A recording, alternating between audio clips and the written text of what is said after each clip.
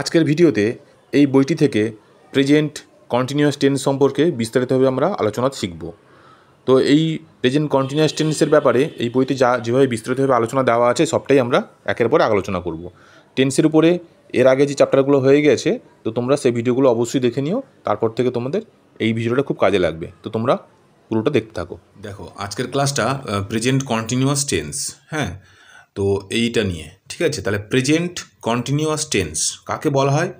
একে বাংলাতে বলা হচ্ছে ঘটমান বর্তমান কাল, তাই তো। তার মানে ঘটমান বর্তমান মানে হচ্ছে এই বর্তমানকালে, মানে বর্তমান কাল মানে সময় আর কি, ঠিক আছে। তো এই সময়ে যা ঘটে চলেছে, যা কিছু ঘটে চলেছে সবটাইকে বলা হয় ঘটমান বর্তমান। তো একে ইংরেজিতে বলা হচ্ছে কি না, প্রেজেন্ট কন্টিনিউয়াস টেন্স, ঠিক আছে। তো একটা সংজ্ঞা আমরা দেখে নিই, দিলে আমাদের বুঝতে সুবিধা হবে যে কাকে বলা হচ্ছে। তাহলে দেখো, কাকে বলে প্রেজেন্ট কন্টিনিউয়াস টেন্স। দেখো তোমরা ভালো করে বোঝো, এখানে বলা হচ্ছে কি যে বর্তমান কাল বা সময়, অর্থাৎ এই সময় এইক্ষুনি তুমি যা করছো, মানে বর্তমান কাল এক্ষুনি বা আজ বা এই সময়, এই মাসে, এই বছরে, ঠিক আছে, এগুলোকে সমস্ত কিন্তু বলা হয় বর্তমান কাল বা সময়। তাহলে বর্তমান কাল বা সময়ে যা কিছু ঘটে চলেছে বা হয়ে চলেছে, হ্যাঁ, সেটা ঘটা হতে পারে বা হওয়া হতে পারে, সব কিছুই সেটাকেই বলা হয় প্রেজেন্ট কন্টিনিউয়াস টেন্স। তাহলে প্রেজেন্ট মানে তো বর্তমান, বুঝতে পারছো তোমরা। আর কন্টিনিউয়াস মানে নিউয়াসটা কন্টিনিউ থেকে এসছে। কন্টিনিউ আমরা অনেক সময় বলি না যে কন্টিনিউ পড়ে চলেছে, কন্টিনিউ বৃষ্টি হয়ে চলেছে, হ্যাঁ, কন্টিনিউ ঘুমিয়ে আছে। এই এই কন্টিনিউ থেকে কন্টিনিউয়াসটা এসছে। তাহলে কন্টিনিউ কথার অর্থ কি? মানে ক্রমাগত চলে চলা, তাই না?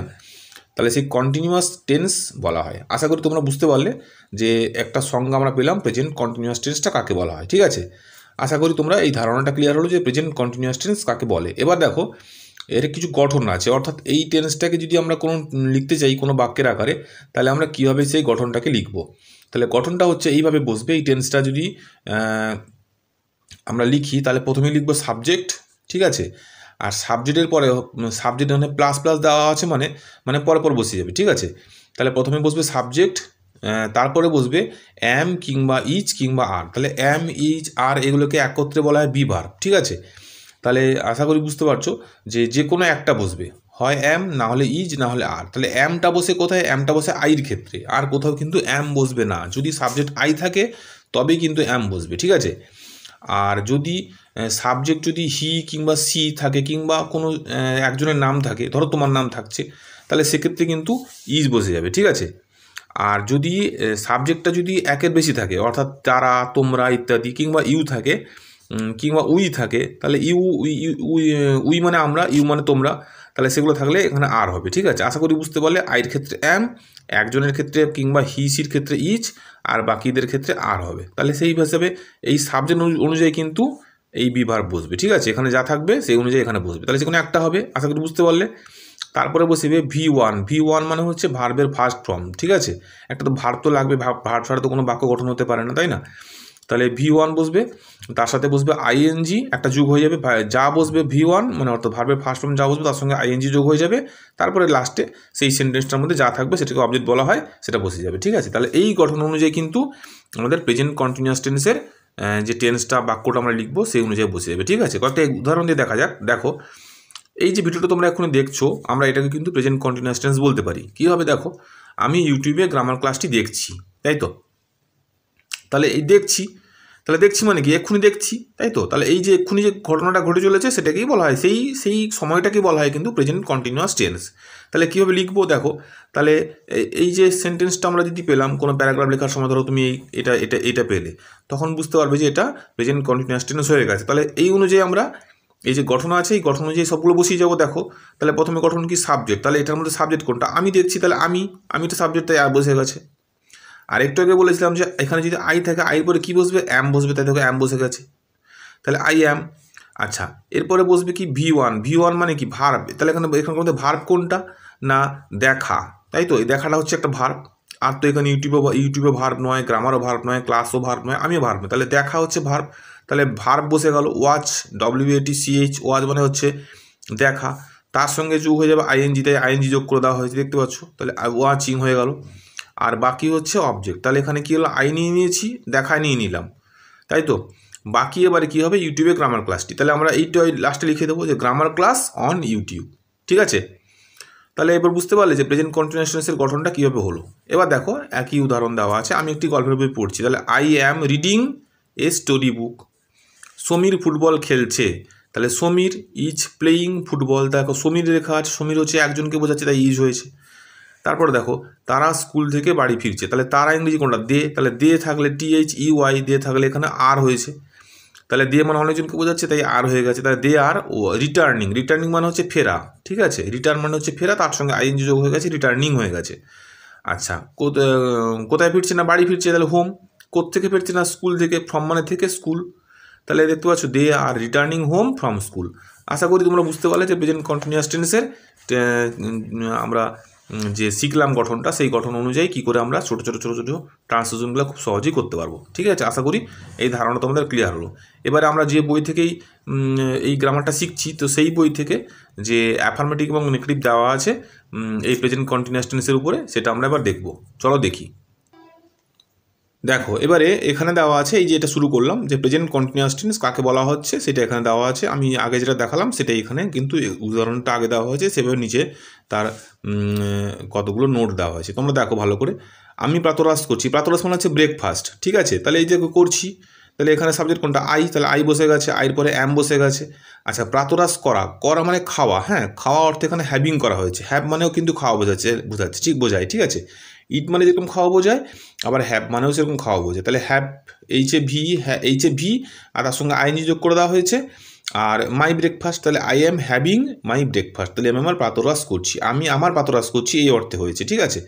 কিন্তু বাংলাটা আছে শুধুমাত্র আমি প্রাতরাশ করছি, তাহলে ইংরেজিটা হচ্ছে আমি আমার প্রাতরাশ করছি। মাই ব্রেকফাস্ট মানে কি, আমার প্রাতরাশ, ঠিক আছে। আমরা এখন স্নান করছি, তাহলে উই আর বেথিং নাও, বেথিং মানে স্নান করা, ঠিক আছে, তাহলে উই দেওয়া আছে, তারপরে আর হয়েছে, তারপরে ভার্ব হচ্ছে বেথ, তার সঙ্গে আইনি যোগ হয়ে গেছে, এখন হচ্ছে নাও, নাও মানে এখন, ঠিক আছে। তোমরা অঙ্ক করছো, ইউ আর ডুইং সামস মানে কিন্তু অঙ্ক, ঠিক আছে। ম্যাথমেটিক্স মানেও কিন্তু অঙ্ক, কিন্তু সেটা সাবজেক্ট বোঝাচ্ছে, সাবজেক্ট, অর্থাৎ যখন ম্যাথমেটিক্স বলে বলছি তখন সেটা একটা সাবজেক্ট বোঝাচ্ছে, আর তুমি যখন একটা একটা করে বইতে খাতাতে করছো তখন সেটাকে সামস বলা হয়, ঠিক আছে। আশা করি তোমরা বুঝতে পারছো। সে চুল বাঁধছে, তাহলে সে এখানে স্ত্রী অর্থে বোঝানো হচ্ছে, তাই এখানে সি হয়েছে, তাহলে চুল বাঁধা ইংরেজি হচ্ছে ডুইং হার হেয়ার, ঠিক আছে, তাহলে she is doing her hair, তারা ঘুমোচ্ছে। দে আর স্লিপিং, স্লিপ মানে ঘুমানো, ঠিক আছে, দে আর স্লিপিং, দের পরে আর হয়ে গেছে। যদু এবং আমি বেড়াচ্ছি, তাহলে যদু অ্যান্ড আই, তাহলে আই আর ওয়াকিং, ঠিক আছে। তাহলে যেহেতু দুটো বোঝাচ্ছে এখানে, দুটো জায়গায় দুটো হওয়ার ফলে প্লুরাল হয়ে গেছে, তাই এখানে আর হয়ে গেছে, ঠিক আছে। তারপর দেখো তিনি একখানি চিঠি লিখছেন, তাহলে he is writing a letter, right মানে লেখা, লেটার মানে চিঠি, ঠিক আছে। তো আশা করি তোমরা বুঝতে পারছো। এই ট্রান্সলেশনগুলো তোমরা তুলে নেওয়ার পরে এই বাংলাগুলোকে তুলে নিয়ে তোমরা নিজের মতন করে করবে, তারপরে এই ভিডিওতে দেখে তোমরা সেটাকে মিলিয়ে নেবে, দিলে তোমাদের একটা ট্রান্সলেশনের ভান্ডার পরপর গড়ে উঠবে, ঠিক আছে। দিলে তোমাদের পরবর্তীকালে রাইটিং স্কিল লিখতে কিন্তু খুব সুবিধা হবে, গ্রামারটাও তোমাদের অনেক বেশি স্ট্রং হবে, ঠিক আছে। দেখো তারপরে কি আছে, ষাঁড় দুটি নিজেদের মধ্যে লড়াই করছে, তাহলে টু অক্সেন, অক্সেন মানে কিন্তু ষাঁড়, ঠিক আছে, অক্স মানে ষাঁড়, কিন্তু যেহেতু দুটো বলা হয়েছে তাই এখানে প্লুরাল ফর্ম হয়ে গেছে অক্সেন, ঠিক আছে। তাহলে দেয়ার টু অক্সেন, আর লড়াই করছে মানে কি, ফাইটিং, তাহলে এখানে প্লুরাল নাম্বার আছে মানে আর হবে, তাহলে ফাইটিং বিটুইন দেমসেলভস মানে নিজেদের মধ্যে, ঠিক আছে। এবার দেখো কি আছে, এখানে নোট দেখিয়ে দিয়েছে না, কাজটি বর্তমান মুহূর্তে ঘটছে বা করা হচ্ছে বোঝানোর জন্য প্রেজেন্ট কন্টিনিউয়াস টেন্স ব্যবহার করতে হয়, ঠিক আছে। তাহলে আমরা আশা করি তোমরা বুঝতে পারলে যে প্রেজেন্ট কন্টিনিউয়াস টেন্স কাকে বলা হচ্ছে, ঠিক আছে। তারপরে দেখো বলছে, সাধারণত বাংলা ক্রিয়াপদের শেষে ছি, ছ, ছে, ছেনো ইত্যাদি থাকলে ইংরেজি অনুবাদের জন্য প্রেজেন্ট কন্টিনিউয়াস টেন্স ব্যবহার করা হয়, তাই তো। তাহলে দেখো যে ছি, ছে এগুলো কি, মানে বাংলা ক্রিয়াপদ, অর্থাৎ দেখো এই যে বাংলাগুলো যে লেখা হয়েছে, এই ক্রিয়াপদ দেখো, করছি ক্রিয়াপদ, পড়ছো ক্রিয়াপদ, বাঁধছে ক্রিয়াপদ মানে কি, ভার্ব, তাই তো। তাহলে ভার্বকে কিন্তু এখানে ক্রিয়াপদ বলা হয়েছে, হ্যাঁ। তাহলে সেই ক্রিয়াপদগুলোর শেষে দেখো এই যে ছি, ধরো করছি, হ্যাঁ, তাহলে করছির পরে দেখো লাস্টে যাচ্ছে ছি, তারপর ধরো এখানে পড়ছো লাস্টে আছে ছ, ধরো বাঁধছে লাস্টে আছে ছে, এইগুলোকে বোঝানো হয়েছে। তো যদি তোমাদের জটিল লাগে তোমরা শুধুমাত্র আমি যে গঠনটা শেখালাম সেই অনুযায়ী তোমরা করবে, ঠিক আছে।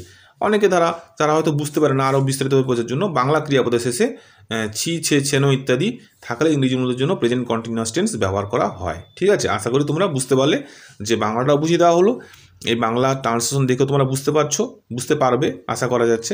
যে ধরো এই যে দিয়েছে আমি মানচিত্রটা আঁকছি, তাহলে লাস্টে রয়েছে ছি, কিন্তু সেন্টেন্সটা পড়লেই তোমরা বুঝতে পারবে যে বর্তমানকালে এটা হচ্ছে, মানে এই সময় আমি করছি। ঠিক আছে, তাও যদি বুঝতে না পারো এইটা তোমরা মুখস্থ করে নেবে, দিয়ে প্রত্যেকটা সেন্টেন্সে যখন তুমি লিখবে এই জিনিসটা দেখে নিও কোথায় কী আছে।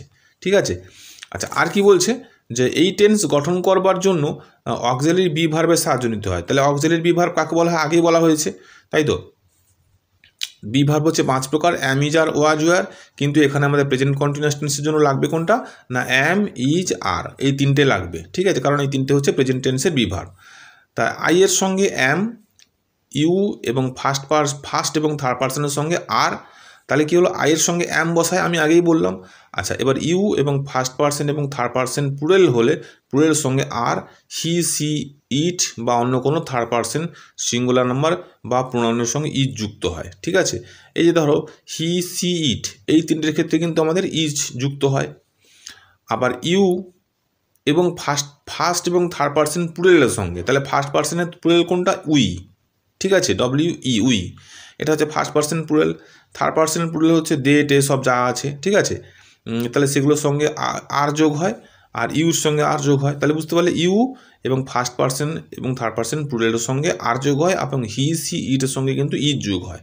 ঠিক আছে, বি ভার্বের প্রয়োজনীয় প্রেজেন্ট ফর্ম যেমন অ্যাম, ইজ, আর এর পরে মূল ভার্ব বা প্রিন্সিপাল ভার্বটি বসে এবং তার শেষে আইএনজি যুক্ত হয়, যেটা আমি খাতায় তোমাদের লিখে দেখালাম, সেটাই কিন্তু এখানে দেওয়া হয়েছে।